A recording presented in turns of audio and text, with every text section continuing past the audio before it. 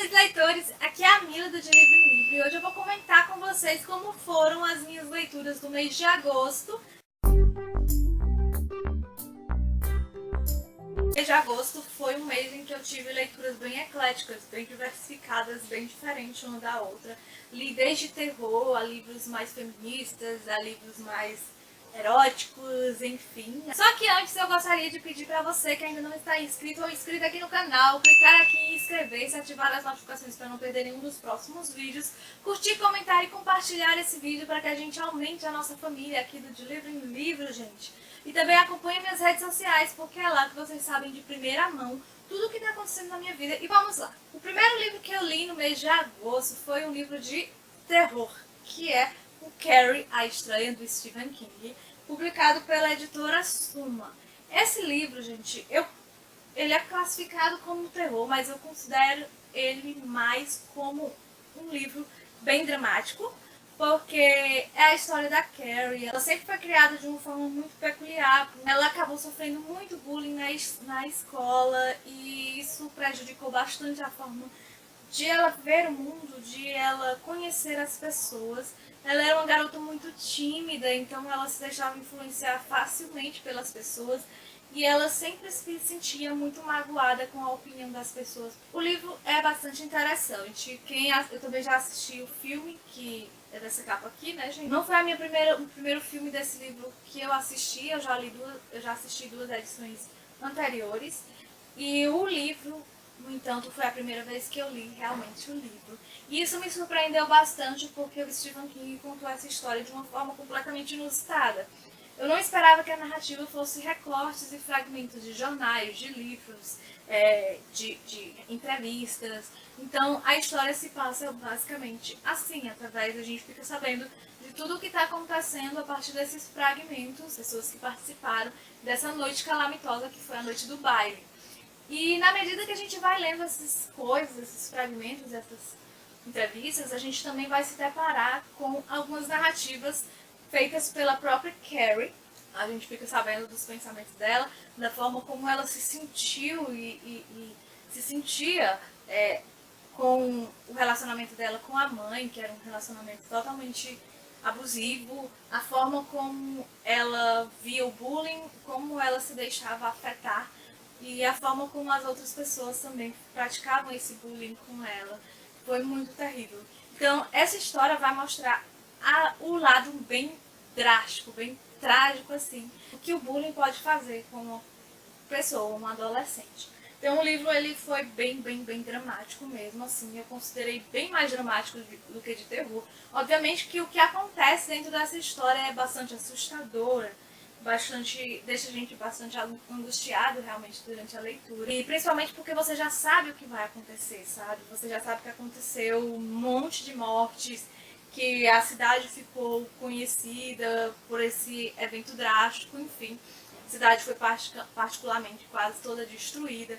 Então a gente já sabe o que vai acontecer, então a gente começa a leitura a partir desse drama angustiante, dessa sensação de que a gente vai descobrir o que de fato levou às consequências daquela noite trágica que foi a noite do baile. Então o livro foi para mim uma leitura muito interessante. Para mim o ponto alto foi a forma como o Stephen King realmente narrou essa história, que eu achei sensacional, gente. O outro livro que eu li, no entanto, não foi uma leitura tão fenomenal assim, tão marcante assim. Foi o livro Reino em Pedaços, escrito pela Erin Watt, que é o pseudônimo de duas escritoras bastante populares. E esse é o quinto livro da série The Royal. E, gente, esse livro foi publicado pela editora Essência, que é um dos selos da editora Planeta. Confesso que pra mim, mesmo assim, os 3 primeiros livros dessa série foram assim, o ápice dessa série. O quarto livro eu gostei, mas não foi tanto quanto eu gostei dos 3 primeiros. E esse quinto livro aqui realmente foi horrível, assim, sabe? Porque eu não entendi muito bem as motivações de alguns personagens agirem do jeito que agiram dentro desse romance. Essa história aqui, o livro 4 e o livro 5 vai contar a história do Winston Royal, que é um dos irmãos, um dos integrantes da família The Royal. E era um dos personagens que eu mais gostava da série. No entanto, as escritoras conseguiram fazer com que eu achasse ele bem chato nesses 2 livros que conta a história dele. Então, pra mim foi bem chocante isso. Mas, assim, apesar de tudo, eu ainda gosto da forma como as escritoras fazem com que essa narrativa se desenrole, da fluidez da história. Mas, assim, o livro tem alguns detalhes muito pesados. Ele é muito sexista, muito machista, muito... Enfim, gente, é um livro meio problemático, assim. Você precisa ler sabendo que, né, gente, vai ter muita coisa que vai revirar o seu estômago, vai te incomodar muito durante a narrativa. Mas é também bom porque quando a gente lê esses livros, a gente acaba formando um pensamento a respeito daquilo que está sendo contado. A gente é forçado a formar um pensamento que às vezes a gente não formaria se não tivesse esse estímulo que é a leitura. Entendem o que eu quero dizer? Então é a leitura desses livros que vai fazer a gente formar um pensamento crítico a respeito de ações, de falas, de situações que acontecem aqui dentro do livro, dentro da história. Então por isso que eu, mesmo assim, não tendo gostado do livro, é um livro que tenha lá a sua relevância, assim, para a formação dos nossos pensamentos, sabe?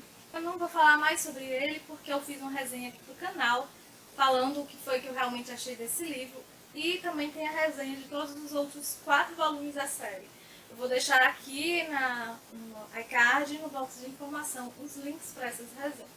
O outro livro que eu li também em agosto foi o livro Desencontros à Beira-Mar, publicado pela editora Arqueiro e escrito pela Jill Mansell.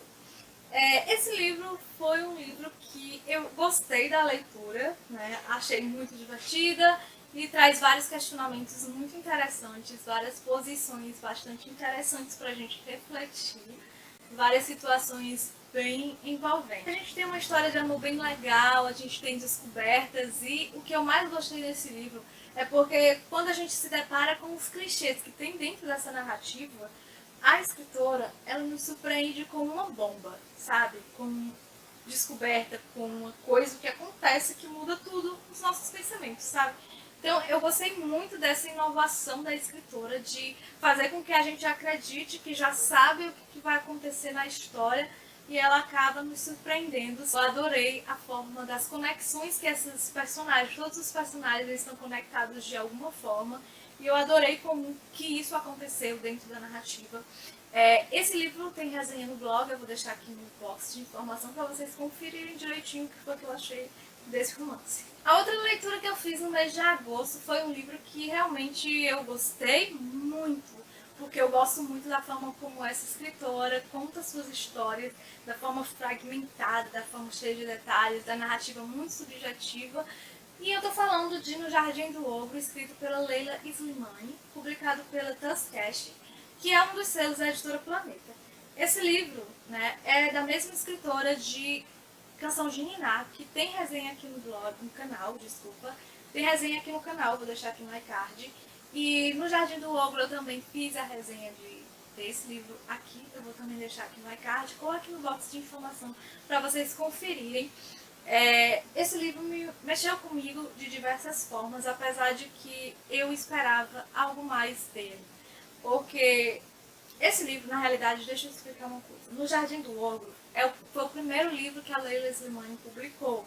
Canção de Niná já foi o segundo, só que aqui no Brasil, Canção de Niná foi publicado primeiro e nesse ano foi publicado No Jardim do Ogro.